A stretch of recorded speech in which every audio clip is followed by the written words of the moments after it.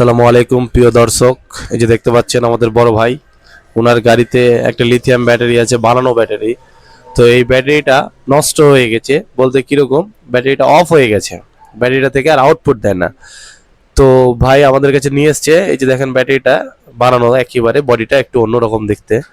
তো আমরা ব্যাটারিটা খুলেছি, খুলে সম্মানিত আমাদের বড় ভাইকে আমরা ব্যাটারিটা ঠিক করে দেব, এই জন্য আমরা কার্যক্রম শুরু করেছি। এবং ইতিমধ্যেই আপনারা দেখতে পাচ্ছেন যে আমরা বিএমএস এর তারগুলো দেখা যাচ্ছে, দেখেন বিএমএস এর তারগুলো দেখা যাচ্ছে।